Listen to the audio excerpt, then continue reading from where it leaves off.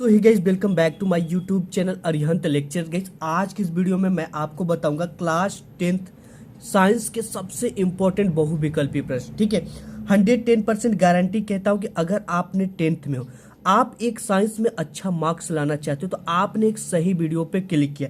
क्योंकि अगर आप 10th बोर्ड के छात्र हो और आपको बोर्ड एग्जाम देना है और आपको 70 में 70 नंबर लाना, तो ये वीडियो आपके लिए काफ़ी इंपॉर्टेंट होने वाला है। क्योंकि इस वीडियो में हम आपको बताएंगे कि आपके बोर्ड एग्जाम यानी साइंस में जितने भी इंपॉर्टेंट बहुविकल्पी प्रश्न आते हैं, ठीक है, 110% मैं गारंटी कहता हूं कि अगर आप इस पूरे बहुविकल्पी प्रश्न को तैयार कर लेते हो तो 110% इससे एक भी बाहर आपका बहुविकल्पी प्रश्न नहीं आएंगे। ठीक है, क्योंकि आज का ये जो बहुविकल्पी प्रश्न है ये काफ़ी इंपॉर्टेंट बहुविकल्पी प्रश्न है और 110% आपके बोर्ड एग्जाम में आएगा। ठीक है, तो आप भी अगर 70 में 70 लाना चाहते हो तो आपको कुछ भी नहीं करना है, चैनल को सब्सक्राइब करके बेल आइकन के आल पे प्रेस कर देना और वीडियो को एक लाइक कर देना है। ठीक है, तो आज की इस वीडियो में हम देखेंगे कक्षा 10वीं विज्ञान की सबसे महत्वपूर्ण बहुविकल्पी वायरल प्रश्न। ठीक है, और 2024 अगर आपको बोर्ड देना तो ये 100% आपके बोर्ड में आएगा। ठीक है, ये गारंटी है और आपका 70 नंबर बिल्कुल आप पक्का बोर्ड में कर पाओगे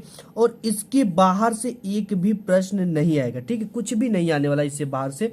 तो देखो यहाँ पे सबसे पहले हम देखेंगे खंड अ बहुविकल्पी टाइप के प्रश्न। ठीक है, जिसमें से आपको मिलता है पहले नंबर पे उपखंड क, जो कि आपको बोर्ड एग्जाम में जो बहुविकल्पी प्रश्न है वो 20 मार्क्स के आ रहे हैं और इस 20 प्रश्नों को आपको OMR सीट पे फिलअप करना है। ठीक है, तो आपको कैसे इसको करेक्ट आंसर चूज करना है। पहला क्वेश्चन है कि वक्रता त्रिज्या का मात्रक होता है। ठीक है, वक्रता त्रिज्या यानी आर का मात्रक क्या होता है ये हमसे पूछ रखा है। मीटर होता है, सेंटीमीटर होता है, मिलीमीटर होता है, इनमें से सभी होता है। ठीक है, देखो जैसे वक्रता त्रिज्या को हम सेमी में भी लिख सकते हैं, ठीक है, मीटर में भी लिख सकते हैं और आपका मिलीमीटर में भी लिख सकते हैं, इनमें से सभी, यानी ऑप्शन नंबर आपका डी क्या हो जाएगा, करेक्ट हो जाएगा। एंड यहाँ पे दूसरा क्वेश्चन है कि प्रतिरोध आर के किसी तार के टुकड़े को 4 बराबर भागों में काटा जाता है। इन टुकड़ों को फिर समांतर क्रम में संयोजित कर देते हैं। यदि प्रतिरोध आर डैश हो तो आर डैश अपन आर का अनुपात का मान क्या होगा। ठीक है, तो इसे सिंपली आपको सॉल्व कैसे करना ये चीजें हम देखेंगे। यहाँ पे मैंने एक पेज लिया है। ठीक है, अब देखो यहाँ पे बोल रखे कि एक प्रतिरोध आर है। अब इसके कितने टुकड़े कर दिए, किसी तार के टुकड़े को 4 बराबर भागों में काटा जाता है। ठीक है, इसे 4 बराबर भागों में काट देंगे तो हो जाएगा R/4। ठीक है, इसे 4 बराबर भागों में काट रहे, R/4 R/4 R/4। ठीक है, अब काट तो दिया, इन टुकड़ों को फिर समांतर क्रम में क्या कर दे रहा है, संयोजित कर दे रहा है, यानी समांतर क्रम में जोड़ दे रहा है। तो समांतर क्रम में जब हम जोड़ेंगे इसे तो समांतर क्रम का फार्मूला क्या होता है, 1/r। ठीक है, +1/r +1/r +1/r। ठीक है, ये फार्मूला होता है। आप इसे डैश वैश भी लगा सकते हो या R1 R2, ठीक है, R3 R4 भी लगा सकते हो। ठीक है, अब इसके बाद हमसे पूछ क्या रखा है, R'/r क्या होगा। ठीक है, तो यहाँ से अगर हम R इसकी वैल्यू निकाले R डैश की तो 1/r डैश इक्वल, ठीक है, R डैश इक्वल क्या हो जाएगा। अब देखो, अब R1 की वैल्यू क्या है, R1 की वैल्यू 1 बराबर R/4 है और R2 की वैल्यू R/4 है, R3 की वैल्यू R/4 है और R4 की वैल्यू R/4 है। तो R1 R2 R3 R4 की वैल्यू ऊपर हमने लिखा है। सिंपली यहाँ पे R1 की वैल्यू को फिलअप करेंगे एंड R2 की वैल्यू को पुट करेंगे एंड R3 की वैल्यू को पुट करेंगे एंड R4 को वैल्यू को पुट करेंगे। सिंपली हम यहाँ पे पुट करते तो हमारे सामने निकल कर क्या आता है, R1 की वैल्यू क्या, R/4 प्लस 1/R2 की वैल्यू क्या, R/4 प्लस 1/R3 की भी वैल्यू क्या, R/4 प्लस R4 की वैल्यू क्या, R/4। ठीक है, और देखो जब ये इस कंडीशन में तो R का 4 कहाँ पे चला जाएगा, आपका ऊपर चला जाएगा। ठीक है, आप जानते हो कि अगर ये 1 इसके बटे में कुछ नहीं है /1, ठीक है, R/4, तो ये चीज़ें क्या होती है, उल्टा हो जाती है। तो ये हो जाएगी 1/1 इंटू ये R/4 है तो 4/r हो जाता है। तो ये कंडीशन हो गई, 4 ऊपर चला गया और R कहाँ आ गया, नीचे। तो ये यहाँ पे हो जाएगी 1/r डैश इक्वल 4/r, ये भी 4 ऊपर चला जाएगा प्लस 4/r प्लस ये भी r ऊपर चला जाएगा 4/r प्लस ये भी r ऊपर चला जाएगा 4/r। ठीक है, अब देखिए यहाँ पे r यहाँ पर भी r यहाँ पर r यहाँ पर r हम क्या कर लेंगे, लसा ले लेंगे। ठीक है, जब हम r को कॉमन करते हैं तो हमारी क्या कंडीशन यहाँ पे निकल कर आएगी, r डैश इक्वल। अब देखो आप इस तरह से भी एक सिंपल ट्रिक है कि जब सभी के हर सेम हो, ठीक है, ये अंश होता है और ये हर जब सेम होता है तो ऊपर वाली जितनी वैल्यू होती है सिंपली उसे जिस कंडीशन में उस कंडीशन में लिख देते हैं। यहाँ से प्लस है तो सभी को प्लस कर दो। ठीक है, अगर यहाँ पे माइनस होता है तो वो जिस कंडीशन में उसे सिंपली लिख दो।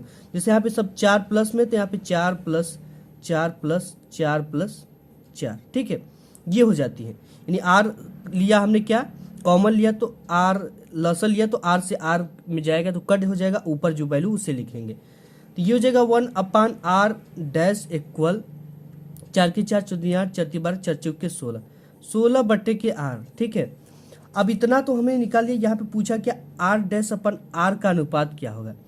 ठीक है, तो r डैश को इधर ले जाएंगे तो 16 इसकी जगह पे आ जाएगा। इस तरह से आप देखिए 1/16। ठीक है, 16 इसकी जगह पे आ गया इक्वल r डैश को इसकी जगह पे ले जाएंगे r डैश अपन r। ठीक है, r डैश अपन r की वैल्यू क्या आ गई 1/16। ये आपका आंसर हो जाएगा।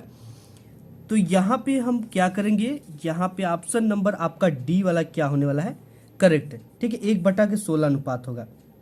नेक्स्ट है कि वैद्युत धारा का मापन किया जाता है। ठीक है, यानी कि वैद्युत धारा का मापन किसके द्वारा किया जाता है, वोल्ट मीटर के द्वारा, अमीटर से, गैल्वेनोमीटर से, ऊर्जा मीटर से। ठीक है, तो वैद्युत धारा का जो मापन होता है वो अमीटर से किया जाता है। किसके द्वारा किया जाता है, अमीटर के द्वारा किया जाता है। ठीक है, एंड चौथा नंबर क्वेश्चन है कि प्रिज्म से श्वेत प्रकाश की किरण के गुजरने पर सबसे अधिक विचलन होता है किस रंग का, लाल रंग का, पीला रंग का, हरा रंग का, बैगनी रंग का। ठीक है, तो देखो प्रिज्म से जब सफेद प्रकाश यानी श्वेत प्रकाश की किरण गुजरने पर बैनी आहपी नाला, ठीक है, यानी कि बैनी आहपी नाला आपने पढ़ा होगा, बैनी आहपी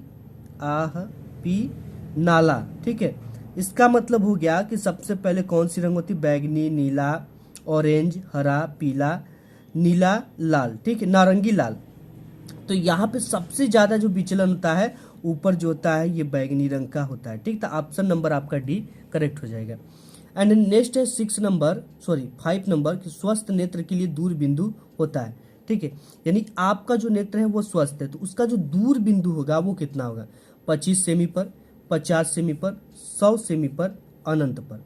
ठीक है, तो देखो जो आपको स्वस्थ नेत्र होता है ना वो इनफाइनाइट तक देख सकता है। ठीक है, तो वो अनंत, जैसे आकाश को आप देख लेते हो अपने नेत्र से तो आकाश कितने दूरी पर स्थित है, अनंत दूरी पर स्थित है। ठीक है, यानी कि आप कहाँ भी देख सकते हो एक स्वस्थ नेत्र से।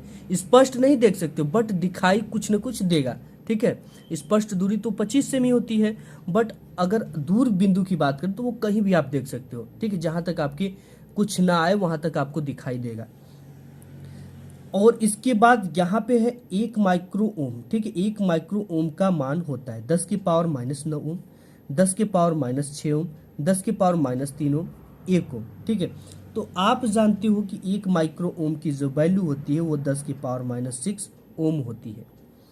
एंड नेक्स्ट क्वेश्चन आपका 7 नंबर कहता है कि चुंबकीय बल रेखाएं होती हैं, सदैव समानांतर होती हैं, एक बिंदु पर मिलती हैं, एक दूसरे को कभी नहीं काटती, परस्पर काटती है। ठीक है, तो देखो जो चुंबकीय बल रेखाएं होती है वो एक दूसरे को कभी नहीं काटती है एंड जहां भी काटेंगी वहां पे उनकी वो दिशाओं को दिखाएगा बट ऐसा इम्पॉसिबल है। ठीक है, ऐसा है नहीं। ठीक है, जैसे कोई भी आप इस तरह से चुंबक ही ले लो, यहाँ पे नॉर्थ बना लो, यहाँ पे साउथ, तो इनसे अगर किरण निकलती है ना तो ये एक दूसरे को कभी नहीं काटेंगे। अगर काटेंगी तो वहां पे ये चुंबकीय बल इनकी चुंबकों की क्या दिखाएगा, दिशा दिखाएगा, लेकिन ऐसा पॉसिबल है ही नहीं। ठीक है, तो इस तरह से होता है, ये एक दूसरे को कभी काटती नहीं। तो ऑप्शन नंबर आपका सी क्या हो जाएगा, एक्यूरेट हो जाएंगे।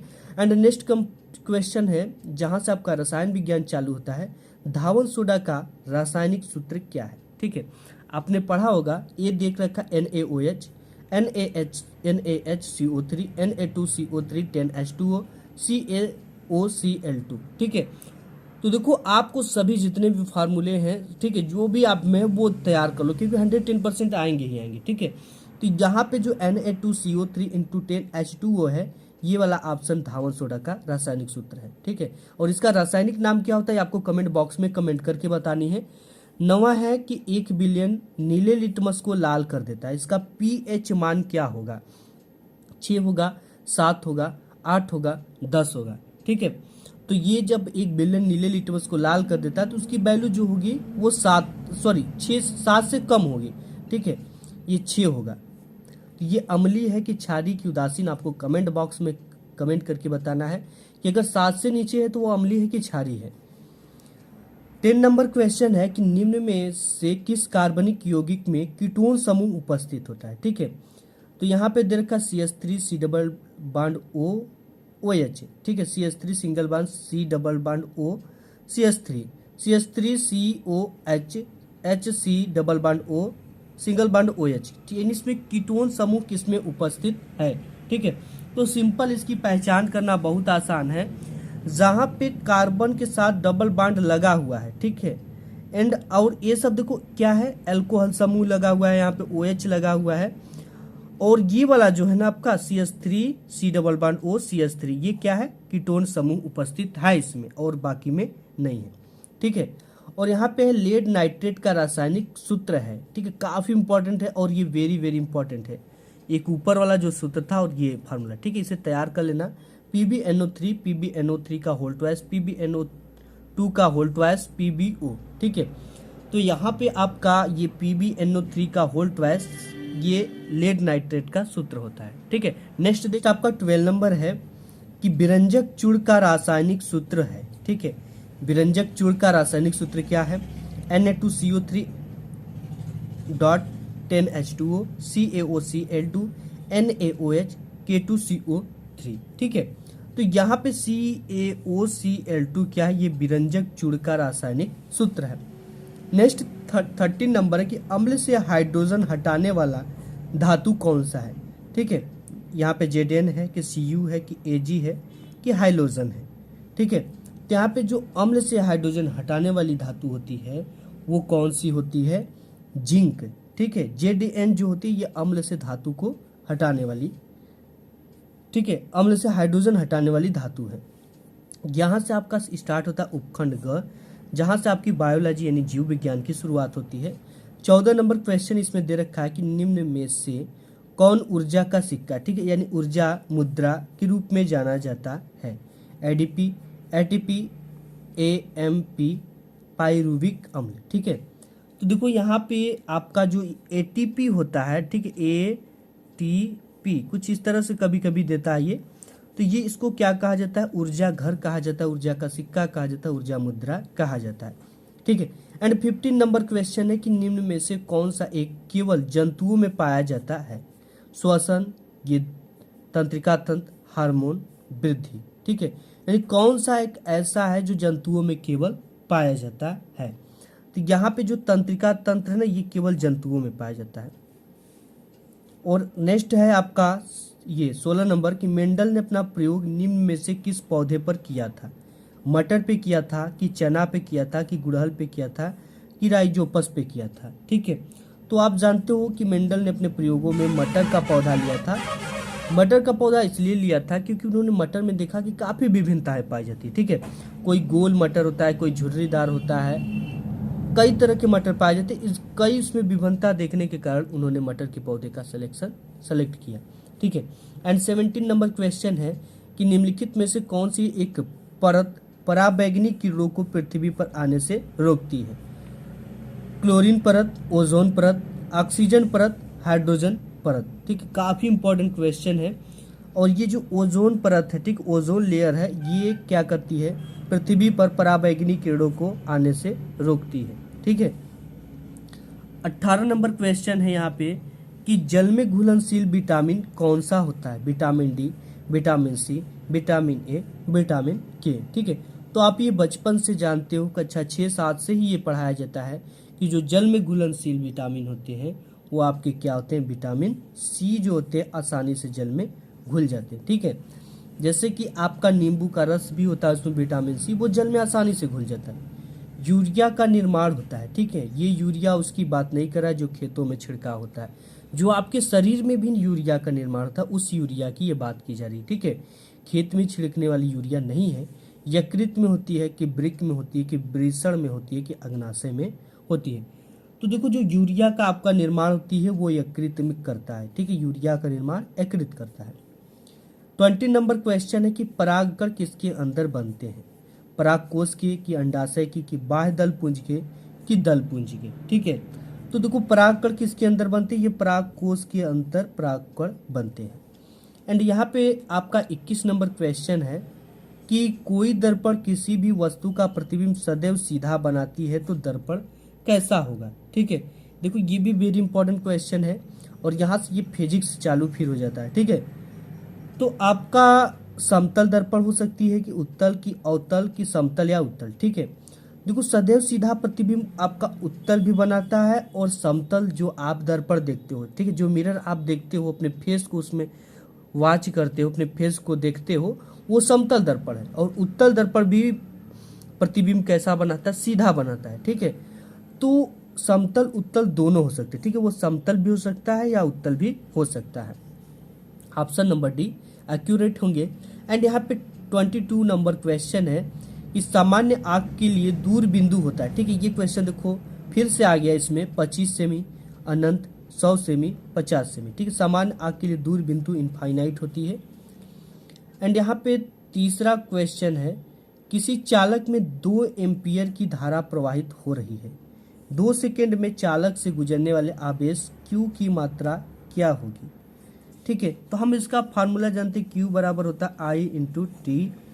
आई की वैल्यू इसमें 2 एम्पियर दे रखा है 2, उड़ते टी की वैल्यू 2 सेकेंड में 2, तो Q बराबर आपका 4, ठीक है। 4 कुलाम हो जाएगा ये आवेश का मात्रा कुलाम। तो ऑप्शन नंबर आपका इसका क्या करेक्ट हो जाएगा? ए। नेक्स्ट आपका है कि चौथा प्रेरित विद्युत धारा की दिशा ज्ञात करने का नियम क्या है, ठीक है। देखो जो प्रेरित विद्युत धारा ज्ञात करने का नियम है वो क्या है? फ्लेइंग के दाएं हाथ का नियम, फ्लेइंग के बाएं हाथ का नियम, ओम का नियम, इनमें से कोई नहीं, ठीक है। तो देखो फ्लेइंग के जो दाएं हाथ का नियम है इसके द्वारा प्रेरित विद्युत धारा की दिशा को ज्ञात की जाती है, ठीक है।